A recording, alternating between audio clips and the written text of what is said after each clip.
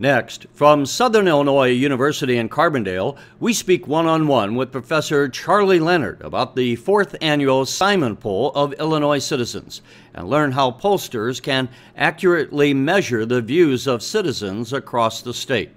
This runs about 15 minutes. Dr. Charlie Leonard, visiting professor at the Paul Simon Public Policy Institute at Southern Illinois University in Carbondale. Thanks for joining us on the Illinois Channel. It's a pleasure. Thank you, Terry. We wanted to follow up with you. In years past, we had talked to you about some of the polling you have done, and as we understand it, you're about to be releasing the results of the 4th annual Paul Simon poll, or the Simon poll, I should say. What can you tell us about how that poll is conducted, and what are some of the topics you're going to be focusing on this year? Glad to. Thanks.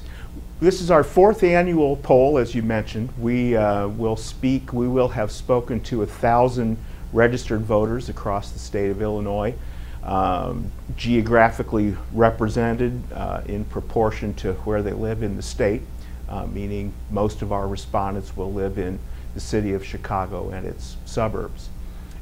In each of the 4 polls, we have been interested in what Illinoisans think about the budget mess, about whether we can cut our way out of our budget problems, whether we have to raise taxes, which state services they might want to cut, what sort of revenue enhancements they might favor.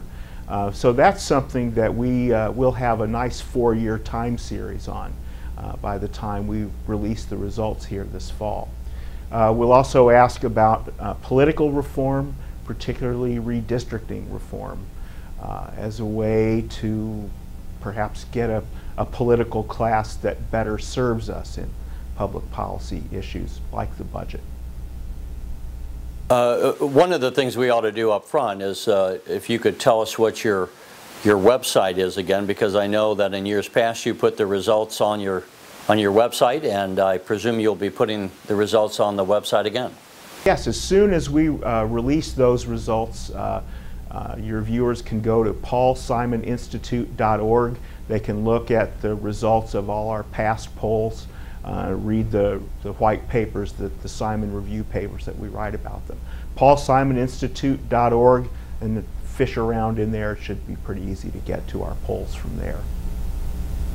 And in fact, depending upon when this airs in some of the different communities across the Illinois Channel Network, people may have already read about some of the results. As we tape this on the 17th of October, where do you stand in the information gathering process? Well, our phoners, the firm we contract with to do the calling, has finished the interviews, and we are well, not to get technical about it, but maybe that's the sound of numbers crunching that you hear. We're putting together the data file. We'll get our hands on it soon, and we'll get to work, get our computers out and start crunching. When you do a poll such as this, and people often, we hear all kinds of polls, especially at this time with the Republicans running and competing for the nomination, how many people are part of the poll, and how do you, with the broad geographic diversity of Illinois, how do you manage to balance that out so that the results you get are truly representative of the people across the state? Right. That is a common question about public opinion polling. Without venturing too far into the math, an analogy that I've heard before that I wish I made up is that you can stick a ladle in a pot full of chili and you can get a pretty good idea of what the chili in the whole pot tastes like just by getting a ladle out. Stir it up, you make sure that it has some tomatoes and some beans and some meat in it, and it tastes pretty much like the rest of the pot of chili. When we get a random sample of voters across Illinois and call all the phone prefixes that are represented in the state and do this in a statistically random fashion, we get a large number that is statistically representative of the state. And of course, the more people that you call, the smaller the margin of error in extrapolating the results from what you get in the survey to all of the registered voters in the state. So the more the merrier. We only do this statewide poll once a year because polling's expensive, and to get 1,000 completed interviews costs a lot of money, and people in charge of the money here at the Institute don't want to let me do this more than once a year. When you are doing these, how many questions would typically be asked in a poll? Well, that can range anywhere from a very short survey that might run during an election year, that we just want to know how you're going to vote in the presidential election, and you can be in and out of there in just a few questions. Our survey is long and detailed, and the interview generally takes about 20 minutes from start to finish, because we're asking political questions, we're asking budget questions, we're asking political reform questions. This year we'll be asking Illinois voters' opinions about the immigration issues that are hot right now. And then we ask enough about the individual respondent so that we can make sure that political parties and gender and ethnicity and geography are all well represented in our sample. When you get these results, how are they used? And by that I mean, aside from idle curiosity about what people may think of Governor Quinn, is there a more practical application, or is that practical enough? Well, that's an interesting question, how practically useful are public policy and opinion polls. It depends, my favorite political science answer, it depends on whether you think our elected officials and policymakers care what the voters think. And my position is I think they do care what people think. And when they're asked to make hard decisions, or decisions that might anger a vocal segment of their constituency, it should be comforting for them to know if and when most people across the state support this or that decision. So depending on whether the policymakers pay attention, and I think they do, that determines to some extent whether your results matter. And of course, to political science professors, results are just fun for us to learn about the way the world works and to write papers and learn stuff. So there's that dimension to us here at the university. You had mentioned you're going to be talking about certain political reforms, such as redistricting. We're hearing, of course, as I already mentioned, the Republican candidates running for the nomination. As we tape this, Governor Quinn just had an announcement today that he was opposing the gambling expansion bill that had been passed out of the legislature in the spring. Are you asking about the Republican candidates? Are you asking about Governor Quinn? And of course, he is not a candidate this year as he was last year. But let's take the Republicans first. Are you asking about what Illinoisans think of Republican candidates? Well, yes. We often try to include some good old-fashioned political horse race kind of questions in our surveys because journalists like you are interested in them, and so are we. It's topical. We'll be asking our respondents whether they're going to vote in the primaries in March. And if they say yes, and if they say they're going to vote in the Republican primary, then we'll ask them who their preference is among the current list of 8 active candidates. And I'm guessing we'll get somewhere around 1/3 of the sample who say that they're Republicans and they're interested in that race. So we'll be able to report on that.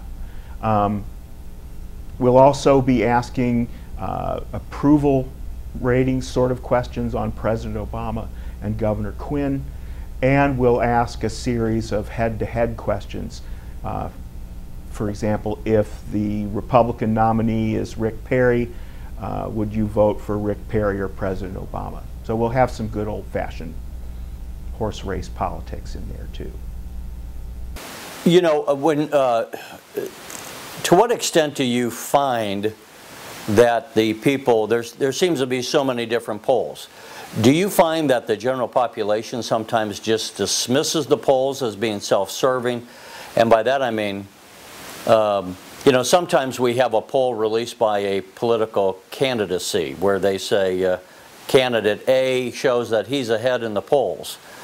To what extent do you find when you are polling people that they are suspect of the polls being conducted, and to what extent you being at a institution such as the Paul Simon Institute,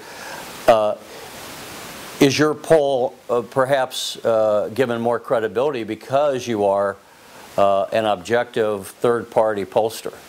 Well, that's a good question, or a good series of questions embedded in there.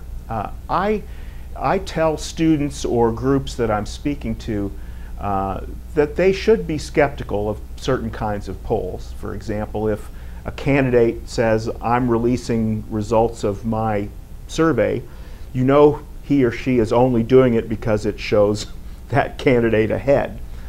So if a candidate's releasing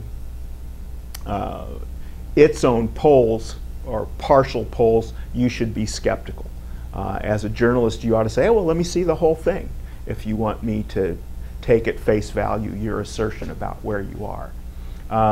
You should, as a survey respondent, always be told the identity of the group sponsoring the polls. And yes, it does help when our interviewers say, I'm calling for the Public Policy Institute at Southern Illinois University, and we have a couple sentences in there about, we promise we're not trying to sell you anything. The pollster's job has been made harder by people who are trying to sell something in the guise of an opinion poll, and outfits that misuse polling to try to advance their agenda. So we write surveys that are as balanced as they can be, and our wording in the surveys makes sure that the respondent feels comfortable giving any of a range of options, and that we use professional polling firms that have national reputations, that do not want even the appearance of steering an answer one way or the other. So yes, that's something we have to be very careful and very cognizant of. And on that topic too, you know, sometimes we hear some people might say of a poll, not your poll necessarily, but that maybe it didn't catch the poor people. You know, one of the things that I was getting at here is we used to have people would all have landlines, and today many people only have a cell phone. Are you incorporating landline calls? Are you incorporating cell phone calls? And if it is cell phone calls, would that of necessity perhaps not be reflective of those in the lower economic strata? Well, we have begun incorporating cell phone interviews into our sample. It's clear to everyone in the industry and in the academy that that's where the technology is leading us. So yes, we do have cell phones included in our sample. And by the way, they're hard to complete, and it's expensive because it's time consuming to call a cell phone, and maybe you get somebody in their car and you don't want to survey them in their car, so you have to schedule a recall, and it's very time consuming and expensive. Maybe that's more technical details than you wanted. The concern about whether low socioeconomic status respondents are not included in surveys in their proportion to the population is an old concern and a valid concern. It goes back many decades in political polling in the United States. We survey registered voters in the Simon poll.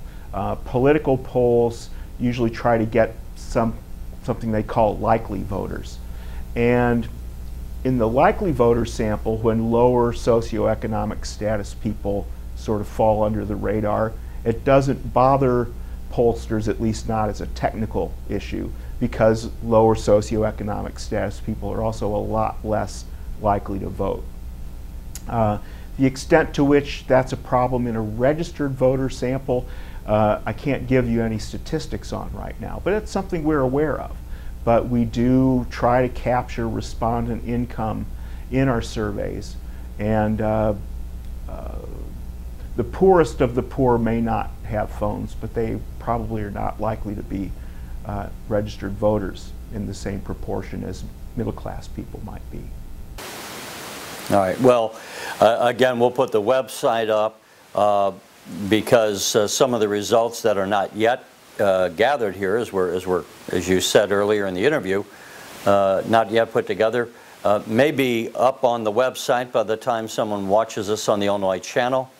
And we'll close out here. And Dr. Charlie Leonard, we appreciate you taking the time to speak with us on the Illinois channel. Pleasure to be with you. Thanks so much. Thank you. You're watching the Illinois Channel, an independent nonprofit corporation formed to provide gavel-to-gavel coverage of Illinois state government and other public affairs events taking place across Illinois.